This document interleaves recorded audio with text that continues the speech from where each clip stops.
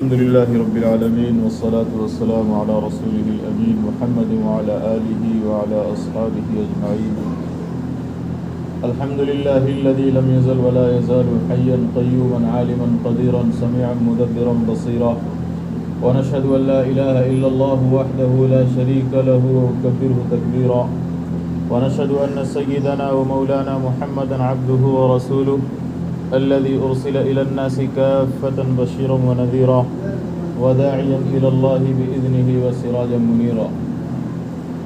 أما بعد فأعوذ بالله من الشيطان الرجيم. بسم الله الرحمن الرحيم. ألا إن أولياء الله لا خوف عليهم ولا هم يحزنون الذين آمنوا وكانوا يتقون. وقال النبي صلى الله عليه وسلم: ألا إن في الجسد لمضغة إذا صلحت صلح الجسد كله وإذا فسدت فسد الجسد كله ألا وهي القلب، أو كما قال عليه الصلاة والسلام. اللهم صل على محمد وعلى آل محمد كما صليت على إبراهيم وعلى آل إبراهيم إنك حميد مجيد. اللهم بارك على محمد وعلى آل محمد كما باركت على إبراہیم وعلى آل إبراہیم إنك حمید مجید. میرے محترم بزرگوں، دوستوں، عزیز ساتھیوں،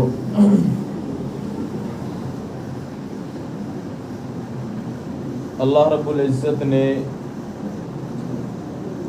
اس دنیا کے اندر بہت سارے مخلوق کو پیدا فرمایا. انہی مخلوقات میں سے اس کی ایک مخلوق ہے جسے ہم آسمان کے نام سے جانتے ہیں. آسمان کے اندر آپ دیکھیں کہ ستارے کس طرح جگمگاتے ہیں، چمکتے ہیں، اور آسمان ان ستاروں کی وجہ سے روشن اور منور ہو جاتا ہے. جس طرح ستاروں کو دیکھ کر کے ہم ان کی کثرت کا اندازہ نہیں لگا سکتے ہیں، ٹھیک اسی طرح اللہ رب العزت نے قرآن کریم میں تقوی کا تذکرہ فرمایا ہے. جس طرح اس کے ستارے بکثرت ہیں، انکاؤنٹیبل ہیں، جن کو شمار نہیں کیا جا سکتا ہے، اسی طرح اللہ رب العزت نے تقوی کا تذکرہ قرآن کریم میں اتنی دفعہ کیا ہے جس کا شمار کرنا مشکل ہے. چونکہ رمضان المبارک کا یہ آخری جمعہ ہے اور ہو سکتا ہے کہ آخری دن بھی ہو، تو مناسب یہ سمجھا کہ اس مہینے کے جو مقاصد ہیں، چونکہ ہر کام با مقصد ہوا کرتا ہے. اگر اس دنیا کے اندر کوئی انسان بے مقصد کوئی کام کر رہا ہے، دیٹ مینس کہ وہ عادت ہے اس کی، وہ کام بیکار ہوتا ہے. اس لیے آپ دیکھیں کہ ہم اس فانی زندگی میں بھی کوئی کام با مقصد کرتے ہیں، اس کے پیچھے کچھ نہ کچھ مقصد ہوتا ہے. اسی طرح دینی عبادات ہیں، ان کے بھی مقاصد ہوتے ہیں. نماز پڑھنے کا ایک مقصد ہے، حج کا ایک اپنا الگ مقصد ہے، اسی طرح زکوٰۃ دینے کا الگ مقصد ہے، صدقۃ الفطر کا الگ مقصد ہے، روزے کا بھی اسی طرح الگ مقصد ہے. اللہ رب العزت نے، اللہ کو یہ خواہش نہیں تھی کہ ہمیں بھوکا مارتا. کیا اس کے پاس رزق ختم ہو گئے تھے ہمیں دینے کے لیے؟ اللہ فرماتا ہے کہ میری یہ خواہش نہیں ہے کہ میں تمہیں بھوکا ماروں، پیاسا رکھوں، ستاؤں، تکلیف دوں. نہیں، میں نے جو تم پر روزے فرض کیے گئے ہیں اس کے پیچھے کچھ مقاصد ہیں، کچھ اسباب ہیں. وہ کیا ہیں؟ خود قرآن کریم میں اللہ فرماتا ہے لعلکم تتقون، کہ روزے تم پر فرض صرف اور صرف اس لیے کیے گئے تاکہ تم تقوی اختیار کرو. تقوی ایک ایسی نعمت ہے کہ جب انسان اسے حاصل کر لیتا ہے، انسان کے اندر جب وہ شے آ جاتی ہے تو اس کی زندگی دنیاوی اعتبار سے بھی اور اخروی اعتبار سے بھی سنور جاتی ہے، سدھر جاتی ہے. ایک متقی شخص کسی کو دھوکہ دینے سے پہلے 1000 بار سوچے گا، اور اس 1000 بار سوچنے کے بعد وہ یہ ڈیسائیڈ کرتا ہے، فیصلہ کرتا ہے کہ میں دھوکہ نہیں دوں گا. ایک متقی شخص چوری کرنے سے پہلے 1000 دفعہ سوچے گا اور فائنل ڈیسیزن جو اس کا ہوگا وہ نہیں کرنے کا ہوگا. ایک متقی شخص جھوٹ بولنے سے پہلے سوچے گا. ایک متقی شخص کسی کو کسی کے اوپر ظلم کرنے سے پہلے سوچے گا.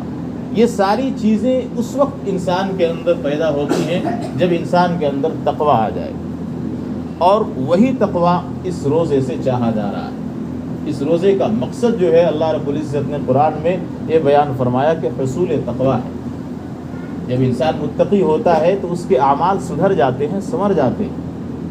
اس کی نماز عام نمازوں کی طرح نہیں ہوتی, اس کا روزہ عام روزوں کی طرح نہیں ہوتا ہے. آپ اسی لیے دیکھیں, یہ روزہ ایسی عبادت ہے کہ اس میں ذرا برابر بھی ریاکاری نہیں ہے.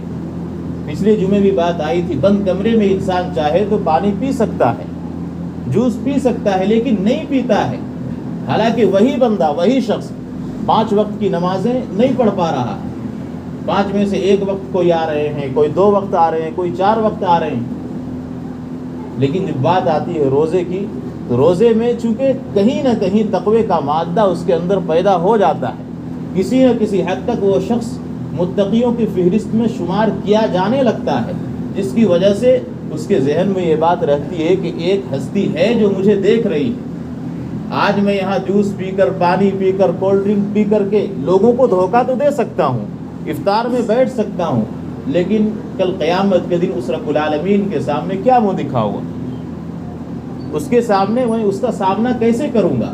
یہ سارے خیالات ہوتے ہیں, یہ سارے افکار ہوتے ہیں جن کی وجہ سے وہ بندہ بند کمرے میں بھی اللہ سے ڈرتا ہے. تو اللہ رب العزت نے اس عبادت کو ایسا بنایا کہ اس کو کرنے والا, روزہ رکھنے والا شخص اولاً متقی بننا شروع ہو جاتا ہے.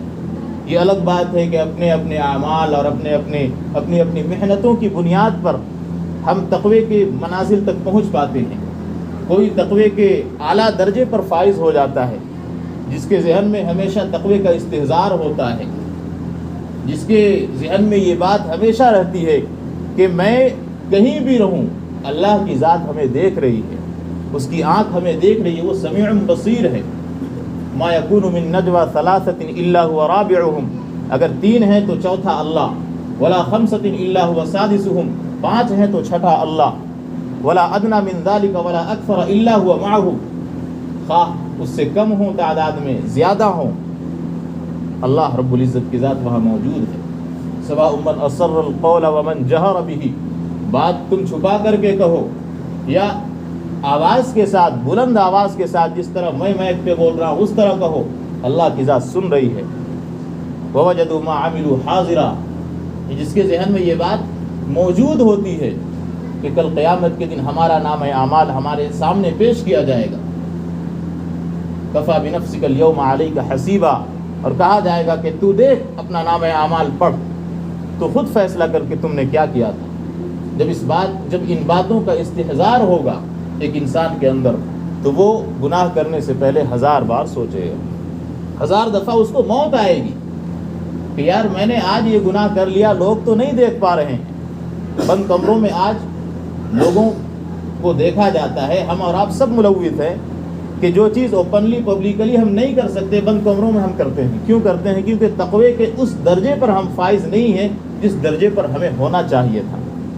اس روزے سے جو مقصود تھا, اس روزے کو جس مقصد کے لیے اللہ رب العزت نے ہم پر فرض فرمایا تھا, اور جو کامیابی ہمیں گین کرنی تھی, حاصل کرنی تھی, وہ ہم نہیں کر سکے, جس کی وجہ سے ہمارے ذہنوں میں پبلکلی تو ڈر ہوتا ہے, لوگوں کا خوف ہوتا ہے, لیکن اللہ کا خوف اس درجے کا نہیں ہے جس درجے کا ہونا چاہیے. ایک بزرگ کے بارے میں آتا ہے کہ اللہ رب العزت نے انہیں الہام فرمایا کہ جا اور اس فلاں بستی کے لوگوں سے کہا کہ تمہیں اللہ سے ڈر ہے کہ نہیں.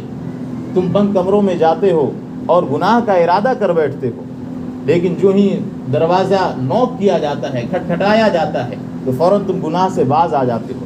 کوئی بچہ کمرے میں گھسنے کی کوشش کرتا ہے تو گناہ سے تم باز آ جاتے ہو. کھڑکی اگر کھل جاتی ہے تو گناہ سے باز آ جاتے ہو. پردہ اٹھ جاتا ہے تو گناہ سے باز آ جاتے ہو. ذرا تم یہ تو بتاؤ کہ اللہ کی حیثیت اور اللہ کا درجہ اور رتبہ کیا اس بچے سے بھی کم ہے؟ کیا اس پردے کے اٹھنے سے بھی کم ہے؟ کیا دروازے کے کھٹکنے سے بھی کم ہے؟ کیا کھڑکی کے کھلنے سے بھی کم ہے؟ ذرا غور کرو. اللہ رب العزت یہ بتانا چاہتے ہیں کہ میں ان سب سے اعلیٰ ہوں, لیکن تمہارے ذہن میں چونکہ تقوی کا وہ درجہ نہیں ہے, تقوی کے تم اس درجے پر فائز نہیں ہو سکے ہو جس کی وجہ سے تم مجھے نہیں پہچان پا رہے ہو۔ تو میرے دوستو، تقوی بڑی اہم شے ہے، بڑی اہم نعمت ہے۔ اس نعمت کا تذکرہ قرآن کریم میں آپ دیکھیں تو تقریباً جتنے بھی انبیاء آئے ہیں کم و بیش 1,24,000 سبوں نے اس کی دعوت دی۔ کذبت ثمود المرسلین اذ قال لهم اخوهم صالح الا تتقون، کذبت عاد المرسلین اذ قال لهم اخوهم هود الا تتقون۔ ساروں نے یہی کہا کہ تم ڈرتے کیوں نہیں ہو اللہ سے۔ اذ قال لهم شعیب الا تتقون والى عاد اخاهم هودا قال يا قوم اعبدوا الله ما لكم من اله غیره افلا تتقون۔ تقوی کا یہ لفظ جو ہے قرآن کریم میں بھرا پڑا ہے۔ جس طرح آسمان میں ستارے ہیں اسی طرح قرآن میں اللہ رب العزت نے تقوی کا تذکرہ فرمایا۔ ہدی للمتقین، یہ جب آتا ہے انسان کے اندر تو انسانوں کو ہدایت یاب بنا دیتا ہے، کیونکہ جب انسان کے اندر اللہ کا ڈر ہوگا تو وہ 1000 بار کسی برائی کرنے سے پہلے سوچے گا۔ اور یہی مقصد ہے روزے کا، یہی مقصد ہے رمضان المبارک میں تراویح کے پڑھنے کا۔ صرف قرآن کا سن لینا، تراویح کا پڑھ لینا، روزے کا رکھ لینا، بھوکا پیاسا رہ جانا، اللہ کو اس کی ضرورت نہیں ہے۔ اللہ رب العزت کے پاس کس چیز کی کمی ہے؟ اللہ کے پاس کسی چیز کی کمی نہیں ہے، صرف وہ ہماری بہتری چاہتا ہے۔ ما یفعل اللہ بعذابکم ان شکرتم وآمنتم وکان اللہ شاکرا علیما۔ اللہ رب العزت خود قرآن کریم میں فرماتا ہے کہ اللہ کو شوق نہیں ہے تمہیں عذاب دینے کا، تمہیں پریشان کرنے کا۔ اگر تم احسان مانو اس کا، اگر تم شکر ادا کرو تو وہ تمہیں کیوں دے گا عذاب؟ مختلف اقوام کا تذکرہ ہے، قوم عاد کا تذکرہ ہے، قوم ثمود کا تذکرہ ہے، فرعون کا تذکرہ ہے، اس کی اقوام، اس کی قوم کا تذکرہ ہے۔ آخر میں اللہ کیا فرماتا ہے؟ وما کان اللہ لیظلمہم ولکن کانوا انفسہم یظلمون، کہ اللہ نے ان پر ظلم نہیں کیا، انہوں نے اپنے اوپر خود ظلم کیا۔ تو اللہ تو بڑی رحیم ذات ہے، بڑی شفیق ذات ہے، بڑی قدردان ذات ہے۔ وکان اللہ شاکرا علیما، ہمارے ایک ایک حرکت، ایک ایک فعل کی جو نیکی کے لیے کیا جائے اس کی قدر کرتی ہے وہ ذات۔ اللہ کی ذات ایسی ذات ہے، لیکن شرط یہ ہے میرے دوستو کہ ہم اس ذات کو پہچانیں، اس ذات کو ہم دیکھیں کہ کس قدر رحیم اور مہربان ہے۔ تقوی کا استحضار جب انسان کے اندر ہوتا ہے تو انسان کہیں بھی جانے سے پہلے، انسان کی تجارت کے اندر آپ دیکھیں تو تجارت کے اندر ایمانداری ہوگی، معاملات کے اندر ایمانداری ہوگی، راستہ چلتے ہوئے ادھر ادھر تاکنے جھانکنے سے وہ پرہیز کرے گا، گریز کرے گا۔ آج یہ جو ارتداد کا فتنہ ہے کیوں ہے؟ آج ہماری مائیں بہنیں ٹریپ کیوں ہو رہی ہیں؟ ہم نے غور کیا، کیونکہ ہمارے اندر یہ تقوی نہیں ہے۔ یہ الگ بات ہے کہ اس تقوی کی پہلی منزل جو ہے تعلیم ہے، ہم اس سے بھی عریاں ہیں، اس سے بھی ہم لاولد ہیں اور یتیم ہیں۔ اللہ رب العزت نے یہ مبارک اور قیمتی مہینہ ہمیں میسر فرمایا، نہ جانے اس کے بعد ہم اس مہینے کو حاصل کر سکیں نہ کر سکیں، اس مہینے میں ہم دوبارہ اس مہینے تک پہنچ سکے نہ پہنچ سکے۔ موت حیات کا تو کوئی ٹھیک نہیں ہے۔ لاکھوں واقعات دیکھنے میں مل جاتے ہیں کہ کل تک بندہ صحیح تھا، آج اس کی موت ہو گئی۔ ابھی آپ دیکھیں جو انکاؤنٹر ہوا ہے، ان کے فرشتوں کو بھی علم نہیں تھا کہ ہمارے ساتھ ایسا ہوگا، ہو گیا، ظلم ہوا لیکن انکاؤنٹر تو ہوا، موت تو آئی، جان تو چلی گئی۔ تو میرے دوستو، موت حیات کا کوئی ٹھیک نہیں، کب آ جائے۔ اسی لیے قرآن کہتا ہے اذا جاء اجلهم لا يستأخرون ساعة ولا يستقدمون، کہ جب موت کا وقت آتا ہے تو نہ ایک ساتھ میں مہلت دیتا ہوں، نہ ایک ساتھ اس وقت سے پہلے اس کی جان کو قبض کرتا ہوں۔ لیکن یہ ساری باتیں کب آئیں گی ہمارے دل کے اندر؟ جب ہمیں تقوی کا استحضار ہوگا۔ تقوی کے بہت سارے فوائد قرآن کریم میں اللہ رب العزت نے ذکر کیے۔ وَمَن يَتَّقِ اللَّهَ يَجْعَل لَّهُ مَخْرَجًا، جو شخص تقوی اختیار کرتا ہے اس کے لیے اللہ رب العزت دنیاوی مصائب اور مشکلات سے نکلنے کا راستہ آسان فرما دیتے ہیں۔ وہ شخص دنیاوی مصائب میں پھنس نہیں سکتا ہے۔ ایک صاحب ہیں حبیب بن روم، حبیب بن علقمہ، بہت ہی بڑے بزرگ ہیں۔ اپنے 10 ساتھیوں کے ساتھ وہ گرفتار ہو جاتے ہیں روم کے بادشاہ کے پاس۔ بادشاہ نے آرڈر دیا کہ ساروں کو قتل کر دیا جائے۔ ایک مارا گیا، دوسرا مارا گیا، تیسرا مارا گیا، چوتھا، پانچواں، چھٹا، ساتواں، آٹھواں، 9ویں تک جو ہے تب کو مار دیا گیا، ایک شخص حبیب بن علقمہ بچ جاتے ہیں۔ بادشاہ نے کہا، وہ جو گورنر تھا اس نے کہا کہ یاد رکھو اگر تم اپنے دین سے پھر جاتے ہو، عیسائیت کو اختیار کرتے ہو، تو ہماری جو سلطنت ہے اس کا آدھا حصہ اور جو مال جائیداد ہے، جو زمینیں ہیں، وہ ساری کی ساری آدھی آدھی تمہیں دے دی جائیں گی۔ آپ یاد رکھیے کہ جو شخص سر پر کفن باندھ کر کے نکلتا ہے، مال کے لالچ میں وہ بھی آ جاتا ہے۔ آج دیکھیے ٹکو ٹکو پہ ہم ایمان کا سودا کر رہے ہیں، 1000 2000 5000 میں ہمارا ایمان بک جا رہا ہے، لڑکیوں کا ایمان بک رہا ہے، لڑکوں کا ایمان بک رہا ہے، لڑکیاں لڑکوں کی وجہ سے ایمان مرتد ہو رہی ہیں، لڑکے لڑکیوں کی وجہ سے مرتد ہو رہے ہیں۔ کیا یہ نہیں ہو رہا ہے؟ کیونکہ ایمان کی اہمیت ہمارے دل میں نہیں ہے۔ ایمان کتنی بڑی شے ہے، کتنی بڑی نعمت ہے، اس کا احساس ہمیں ہے ہی نہیں۔ حبیب بن علقمہ فرماتے ہیں کہ مجھے لے جایا جاتا ہے، قید کیا جاتا ہے۔ بادشاہ نے کہا کہ میں تمہیں ابھی قتل نہیں کروں گا۔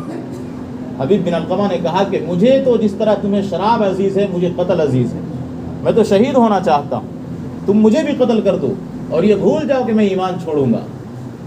ہمیں اس واقعے سے عبرت لینا چاہیے۔ آج ایک لڑکی کی وجہ سے ہم اپنا ایمان چھوڑ دیتے ہیں۔ چنانچہ بادشاہ نے اسے قید کر دیا، اور بادشاہ نے چاہا کہ میں اس کے ایمان کو سلب کس طرح کروں۔ اب اس کے ذہن میں یہ بھی بات تھی کہ میں نے پبلکلی یہ اعلان کر دیا ہے، صفوں کو پر کر لیجیے، میں نے پبلکلی یہ اعلان کر دیا ہے کہ میں اس کے ایمان کو سلب کروا کر رہوں گا۔ اب اگر یہ ایمان نہیں چھوڑتا ہے، مرتد نہیں ہوتا ہے، عیسائیت کو اختیار نہیں کرتا ہے، تو میری تو جگ ہنسائی ہوگی، سارے لوگ مجھ پر تھو تھو کریں گے۔ چنانچہ بادشاہ نے اسے قید کروایا، پھر بیٹی کے پاس وہ جاتا ہے، اور روم کا جو حسن ہے وہ یوں ہی مشہور ہے۔ بیٹی سے کہتا ہے کہ بیٹی ایسی ایسی بات ہے، تمہارے ذمہ ایک ڈیوٹی لگائی جا رہی ہے۔ یہودیوں کی، عیسائیوں کی یہ سازش رہی ہے، ہمیشہ سے ان کا یہ ہتھیار رہا ہے کہ عورتوں کو وہ استعمال کیا کرتے تھے۔ صلیبی جنگوں کی اگر آپ تاریخ پڑھیں صلاح الدین ایوبی کے دور کی، تو وہاں عورتیں ہی جو ہے لاسٹ ہتھیار کے طور پر استعمال کی جاتی تھی، لاسٹ ویپن کے طور پر عورتوں کو استعمال کیا جاتا تھا۔ اب جوانی کا نشہ ایسا ہے کہ انسان اس میں بہہ جاتا ہے، جذبات میں بہہ کر کے خواہشات پوری کرنے کی وجہ کے لیے انسان گمراہ ہو جاتا ہے، بھٹک جاتا ہے۔ چنانچہ بادشاہ جو گورنر تھا اس نے اپنی بیٹی سے کہا کہ ہماری عزت کی بات ہے بیٹی، تو کسی طرح اس شخص کو گمراہ کر دے، اس کے پاک دامن کو تو داغدار کر دے، اس کے ایمان کو تو سلب کر لے۔ بیٹی نے کہا کہ ابا جان اگر آپ کی یہ خواہش ہے تو میں پوری کیے دیتی ہوں، میرا تو حسن ایسا ہے کہ آپ کے ساتھ بیٹھنے والے وزیر بھی رال ٹپکاتے ہیں میرے حسن کو دیکھ کر کے، تو یہ کس گلی کا ٹھیکرا ہے، یہ کس کھیت کی مولی ہے، میں جاتی ہوں۔ چنانچہ ایک کمرہ سجایا جاتا ہے اور اس میں طرح طرح کی ننگی اور عریاں تصویریں چسپاں کی جاتی ہیں، جس سے دیکھ کر کے انسان کی شہوت مزید بڑھ گئی۔ اس میں حبیب بن علقمہ کو اندر کیا جاتا ہے، اندر داخل کیا جاتا ہے، ساتھ میں اس عورت کو بھی داخل کیا جاتا ہے، دروازے کو بند کر دیا جاتا ہے۔ ایک دن گزر گیا، 2 دن گزر گئے، 3 دن گزر گئے، بادشاہ مگن ہے، خوش ہے کہ آج تو میری بچی نے اس کو ٹریپ کر لیا ہوگا، اس کو پھنسا لیا ہوگا، آج تو میری بچی نے اس کے ایمان کو سلب کر لیا ہوگا، اس کے پاک دامن کو داغدار کر دیا ہوگا۔ خوش ہے بادشاہ، خوش ہے۔ تیسرا دن، چوتھا دن، جب مختلف ادیان گزرے، دن گزر گئے، ایام گزرے، تو بیٹی ایک دن دروازہ کھولتی ہے، واپس آتی ہے اور بادشاہ سے کہتی ہے کہ ابھی الا من ارسلتنی، الا این ارسلتنی، آپ نے مجھے کس کے پاس اور کہاں بھیج دیا تھا؟ الا حجر ام رمد ام مدر، کسی پتھر کے پاس آپ نے بھیجا تھا مجھے؟ وہ تو انسان ہی نہیں لگتا ہے، وہ تو کسی دوسرے گولے سے آئی ہوئی مخلوق ہے، وہ تو فرشتہ معلوم ہوتا ہے۔ میں نے 12 کوشش کی لیکن اس نے ذرہ برابر بھی ہماری طرف توجہ نہیں دی۔ جب بادشاہ کو اس بات کا علم ہوا تو بادشاہ نے یہ فیصلہ کیا کہ میں اب اسے قتل کرواؤں۔ چنانچہ پھر اعلان ہوتا ہے کہ میں اعلان کرتا ہوں کہ اس شخص کو جسے قید کیا گیا تھا، جس کو ٹریپ کرنے کی کوشش کی گئی، جو نہ ہو سکا، اب اسے قتل کیا جائے۔ رات ہوتی ہے، جیل خانے میں اسے ڈال دیا جاتا ہے کمرے سے۔ وہی لڑکی جسے بہکانے کے لیے بادشاہ کی جو بیٹی تھی، شہزادی تھی، بادشاہ نے جسے بہکانے کے لیے متعین کیا تھا، وہ جاتی ہے جیلر کے پاس، بات چیت کرتی ہے، بات چیت کے ذریعے اس کمرے کا پتہ لگاتی ہے جس کمرے میں اسے قید کیا جاتا ہے، اور پہنچتی ہے وہاں پہ، حبیب بن علقمہ سے ملتی ہے اور کہتی ہے کہ او اللہ کے فرشتے، میں نے ہزاروں مسلمان دیکھے اور ہزاروں کو میں نے گمراہ کیا، لیکن تو پہلا شخص ہے جس نے میرے طرف بھاس نہیں ڈالی، نظر نہیں اٹھائی، اور میں نہیں چاہتی ہوں کہ تمہارے جیسے پاک اور پوتر انسان کا خون ہماری اس دھرتی پہ گرے، ہماری اس زمین پہ گرے۔ لہٰذا اس نے پہلے ہی گھوڑا تیار کر رکھا تھا، اسے جیل سے نکالتی ہے اور اسے روانہ کر دیتی ہے۔ لوگوں نے پوچھا حبیب بن علقمہ سے کہ آپ کو اس لڑکی سے کس چیز نے روکے رکھا، کون سی ایسی طاقت اور اسپرٹ تھی جس کی وجہ سے آپ بچے رہے؟ حبیب بن علقمہ کا جواب سنیے اور اپنے اوپر ماتم کیجیے۔ حبیب بن علقمہ فرماتے ہیں کہ میں نے قرآن کریم پہ غور کیا تو قرآن کریم کی ایک آیت ملی، قل للمؤمنین یغضوا من ابصارہم ویحفظوا فروجہم، جس میں اللہ فرماتے ہیں کہ اے نبی صلی اللہ علیہ وسلم آپ مومنوں سے کہہ دیجئے یغضوا من ابصارہم، اپنی نگاہوں کو نیچی رکھیں، ویحفظوا فروجہم، اور اپنے شرمگاہوں کی حفاظت کریں۔ اللہ کی اس ایک آیت میں مجھے اس گناہ سے بچائے۔ دیکھیے میرے دوستو، آج تو ہمیں قرآن کا پتہ ہی نہیں ہے، قرآن ہم سے کیا کہتا ہے وہ بھی نہیں معلوم، قرآن پڑھنے کا طریقہ ہمیں نہیں معلوم، تو بچیاں ہماری جائیں گی غیروں کے پاس، ان کے دلوں میں ہم نے ایمان کا احساس بٹھایا نہیں ہے، ایمان کی اہمیت اور وقت اور حیثیت کیا ہوتی ہے ہم نے کبھی انہیں سمجھانے کی، پڑھانے کی کوشش ہی نہیں کی ہے، تو انجام کار یہی ہونا تھا۔ حبیب بن علقمہ کہتے ہیں کہ مجھے اس ایک آیت نے اس گناہ سے بچایا۔ تقوی کی برکت تھی، ان کے اندر تقوی تھا۔ آج ہمارے اندر تقوی نہیں ہے، آیت کا ترجمہ بھی جانتے ہیں، بہت سی باتیں ہیں۔ چوری کرنا گناہ کون نہیں جانتا ہے؟ بد نظری کرنا گناہ کون نہیں جانتا ہے؟ چغل خوری کرنا گناہ کون نہیں جانتا ہے؟ کسی پر تنقید کرنا، کسی کی بیجا برائی کرنا گناہ ہے کون نہیں جانتا ہے؟ لیکن چونکہ تقوی نہیں ہے سارے گناہ ہم کرتے ہیں۔ ان کے اندر تقوی تھا، اسی تقوی نے انہیں اس گناہ سے بچایا۔ اور میں نے جو آیت پڑھی تھی وَمَن يَتَّقِ اللَّهَ يَجْعَل لَهُ مَخْرَجًا، اب اس کا رزلٹ دیکھیے، جب انہوں نے تقوی اختیار کیا اور تقوی کی وجہ سے جب وہ بچے رہے گناہ سے، تو اللہ نے دنیاوی مصائب سے انہیں کیسے بچایا کہ وہی شہزادی جو اس کے لیے سم قاتل تھی، زہر قاتل تھی، جسے گمراہ کرنے کے لیے بھیجا گیا تھا، وہی ہادی بن کر کے آئی، دنیاوی طور پر ہادی بن کر کے آئی اور اسے بچا کر کے اس نے نکال دیا۔ تو اللہ تعالیٰ کی مدد اس طرح آتی ہے جب ہمارے اندر تقوی ہو۔ وَمَن يَتَّقِ اللَّهَ يَجْعَل لَهُ مَخْرَجًا وَيَرْزُقْهُ مِنْ حَيْثُ لَا يَحْتَسِبُ۔ دوسرا انعام کہ رزق اللہ رب العزت اس جگہ سے دیتے ہیں تقوی اختیار کرنے کی بنیاد پر جہاں سے انسان اندازہ بھی نہیں لگا سکتا۔ ایک صحابی کا واقعہ ہے، میں واقعہ سنا کے بعد ختم کرتا ہوں کہ صحابی تھے، ایک جگہ استنجا فرما رہے تھے، بغل میں ایک چوہے کا بل تھا، چوہا نکلتا ہے، اشرفیاں اگلتا ہے، پھر اندر چلا جاتا ہے، پھر آتا ہے باہر، پھر اشرفیاں اگلتا ہے، پھر اندر چلا جاتا ہے۔ 11 یا 17 اشرفیاں، سونے کے سکے، آج کے دور میں لاکھوں کی مالیت ہو۔ صحابی اٹھاتے ہیں، نبی صلی اللہ علیہ وسلم کے پاس تشریف لے جاتے ہیں، آپ صلی اللہ علیہ وسلم سے سارا واقعہ ماجرا بیان فرماتے ہیں۔ اللہ کے رسول نے فرمایا یہ اللہ کی برکت ہے، اللہ تعالیٰ نے تمہیں عطا فرمایا۔ کیسے لوگ تھے، بلوں سے ان کی مدد ہو رہی ہے۔ آج بلوں پہ ہمارا مال جا رہا ہے، بجلی کا بل، کمرے کا بل، پانی کا بل، سارے بلوں پہ ہمارا مال جا رہا ہے، اور اللہ رب العزت نے تقوی اختیار کرنے والے لوگوں کی مدد بلوں کے ذریعے سے کی۔ تو میرے دوستو، تقوی کے بہت سارے فوائد، یہ تو 2 ہیں، 25 تو میں نے کاؤنٹ کر کے رکھے ہیں، یہ تو 2 ہی بتاتے ہوئے وقت مکمل ہو گیا۔ اللہ رب العزت نے تقوی کے جو فائدے بیان کیے ہیں، اس کا احصاء اور شمار ناممکن ہے، مشکل ہے، ہم اور آپ اندازہ نہیں لگا سکتے ہیں۔ یہ 2 موٹے موٹے فائدے ہیں۔ تقوی کو اختیار کرنے سے علم میں برکت ہوتی ہے، تقوی کو اختیار کرنے سے اللہ کی معیت نصیب ہوتی ہے، تقوی کو اختیار کرنے سے انسان کفار کی تدبیر سے بچتا ہے۔ آج کل جو حالات ہیں، ان تصبروا وتتقوا لا يضركم كيدهم شيئا، قرآن کہتا ہے کہ اگر تم صبر اور تقوی اختیار کرو تو کفار کی جو تدابیر ہیں تمہارے خلاف وہ تمہیں کوئی نقصان نہیں پہنچا سکتی۔ آج کے حالات کے لیے تقوی بہت ضروری ہے۔ اللہ رب العزت سے دعا ہے کہ اللہ ہمیں کہنے سننے سے زیادہ عمل کی توفیق عطا فرمائے، اور رمضان المبارک کی جیسی قدر کرنی تھی ہم نہیں کر سکے، اللہ تعالیٰ سے ہمیں نادم ہو کر کے اللہ سے اس کے لیے استغفار بھی کرنا ہے۔ اللہ تعالیٰ ہمارے کوتاہیوں کو درگزر فرمائے، اور اس میں جن اعمال کو کرنے کی ہمیں توفیق ملی ہے اللہ تعالیٰ انہیں قبول فرمائے۔ اللہ کہنے سننے سے زیادہ عمل کی توفیق عطا فرمائے۔